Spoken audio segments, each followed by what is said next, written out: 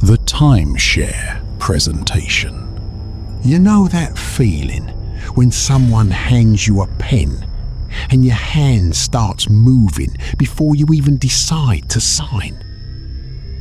That happened to me in a beige conference room under fluorescent lights next to a plate of stale Danishes. They told us we'd already signed, that the ownership was already ours, that we just needed to confirm it. The date on that old contract was 1994. I was 7 years old in 1994. The signature on the paper wasn't mine.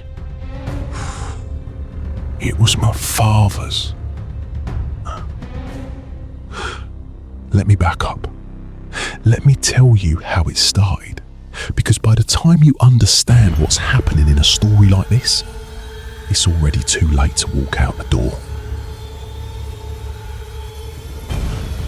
My wife Rima and I like free things. That's the honest, embarrassing truth. A resort in the mountains offered us a 90-minute presentation.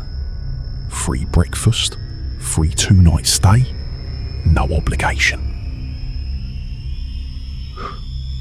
Rima joked that the worst part will be saying no to a pushy salesman. God, I wish that had been the worst part. The building was older than the brochure made it look. The carpet in the hallway had a water stain shaped like, I don't know, a hand maybe. Fingers spread wide. The rep who greeted us, a thin man named Mr. Halloway, had a smile that didn't reach past his teeth. He shook my hand a bit too long. "We've been expecting you," he said. Not welcome. Not thanks for coming. Expecting. I laughed it off. Sales script, right? Rima squeezed my hand under the table when he wasn't looking. She'd felt it too. That word sitting wrong in the air, like a smell you can't place. Then he opened a folder, slid a photograph across the table. A resort, grand and white, nestled in these same mountains. Half of it was scorched black. This was the original property, he said. Burned down in 1994. Terrible thing. He smiled again. But contracts don't burn as easily as buildings. That's when he pulled out the second folder, the old one, yellowed, brittle at the corners like dead skin. And he asked me to confirm my signature. I told him there had to be a mistake. I was a child in 94. I'd never even heard of this resort. Mr. Alloway didn't argue. He just turned the contract around and pointed. The signature at the bottom wasn't mine. It was my father's. Exact. The same loop on the T. The same short dash under his last name he'd done since high school. My father, who'd been dead for 6 years. I felt Rima go still beside me. Completely still, like she'd stopped breathing. That's not possible, I said. My dad never came here. He didn't need to, Mr. Halloway said gently, almost kindly. The clause doesn't require the buyer to visit, only to belong to a bloodline. Bloodline. I remember laughing, a short, ugly laugh, the kind you make when your body's scared before your brain catches up. Ownership, he continued, was structured under a lifetime clause. Very old contract law, rarely used anymore. If the original signee cannot fulfill the terms, it transfers to whoever shares his blood. Congratulations. You already own a unit here. Sonata. That word my grandmother used, that heavy, ringing silence, filled the room. I could hear the fluorescent lights humming. I could hear my own heartbeat in my ears here. And then, almost always, 20 minutes later, the fog would roll back in. Margaret would look at Priya like she'd never met her. She'd ask where she was. Some days she'd cry, quietly, not even understanding why. Claire started rearranging her whole week. And then Rima whispered something that made my skin go cold. Baby, look at the date he signed it. It was the night my father died, 6 years ago, not 1994. 2 dates, 2 signatures, same hand, 30 years apart. I demanded to see a manager, someone with actual authority, not this smiling man in a cheap blazer. Mr. Holloway didn't flinch. He simply reached into his folder and pulled out one more document. This one even older. Its ink faded to rust brown. The original owners built this resort in 1961, he said. They were particular men. They didn't believe money was the only currency worth collecting. They wrote their ownership contracts under an older kind of law, a binding kind. You could call it a cult if you like theatre. We simply call it thorough.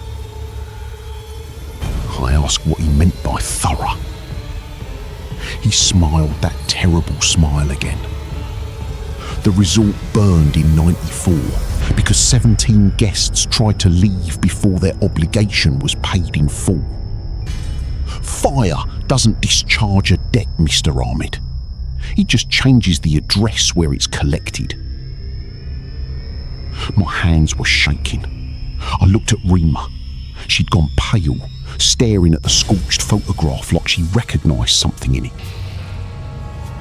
There's a room, she said suddenly, quietly, in the corner of that photo. 3rd floor. I've dreamed about that room since I was a kid. I didn't understand. Not yet. Mr. Holloway leaned forward, and for the first time, his voice dropped. Not friendly anymore. Not a salesman's voice at all.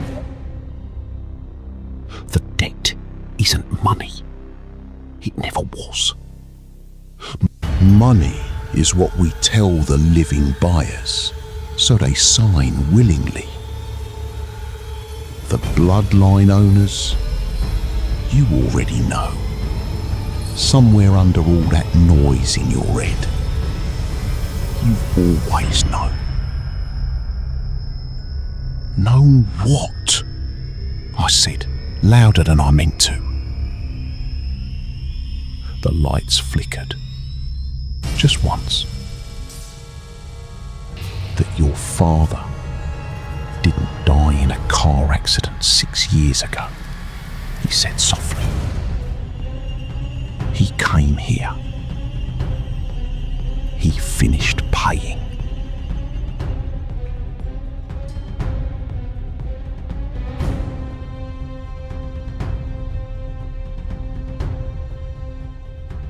Tonight,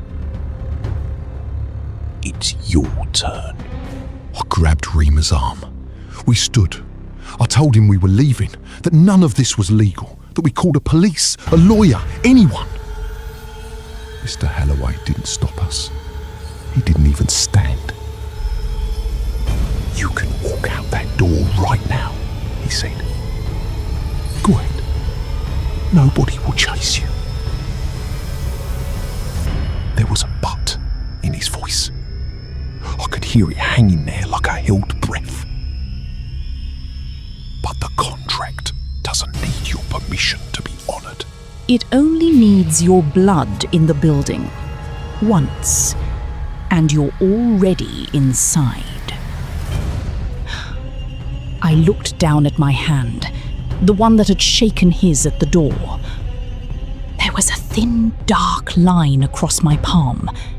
A paper cut, I told myself. Just a paper cut from the folder.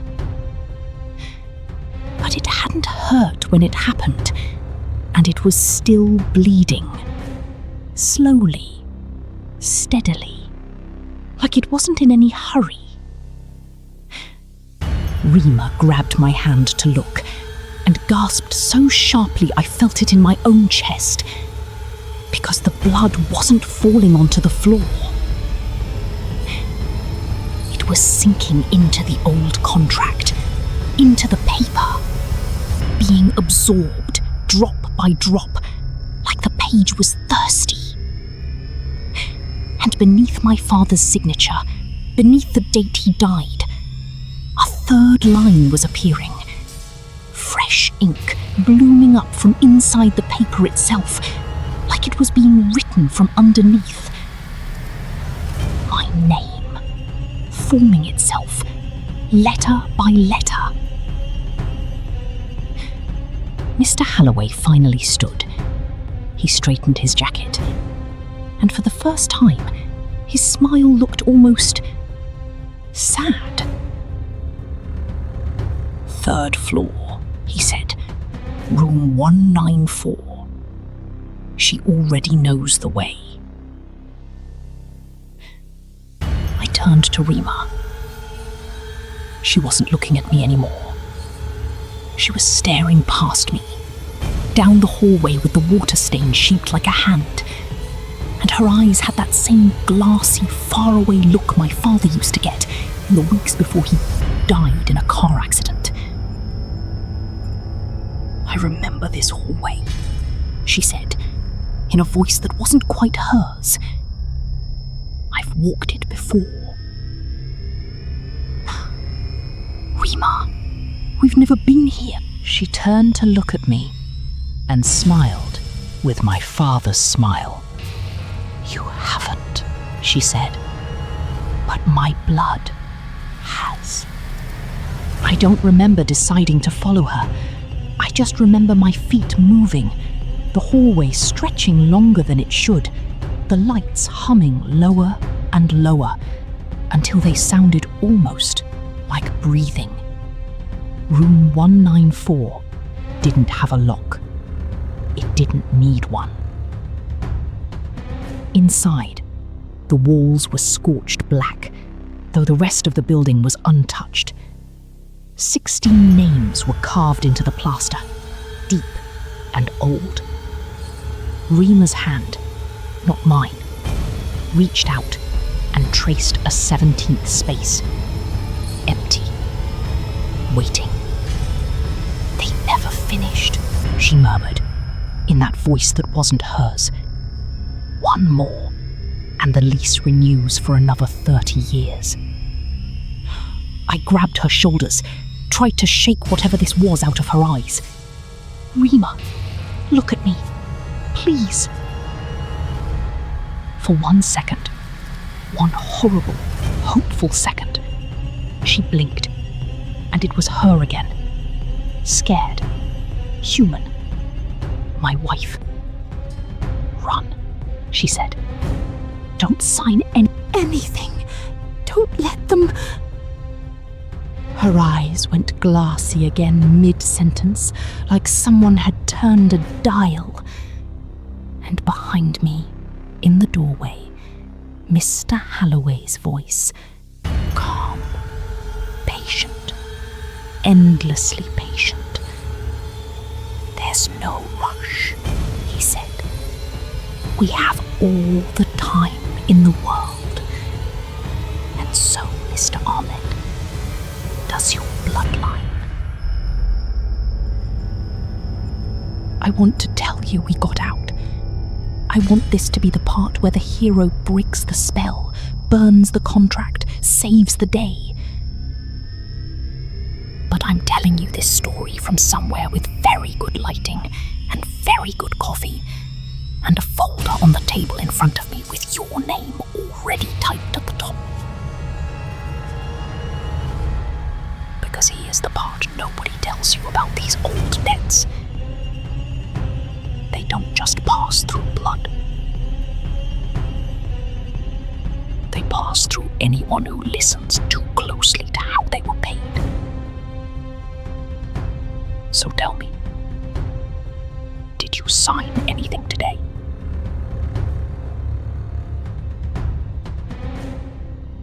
Anything at all?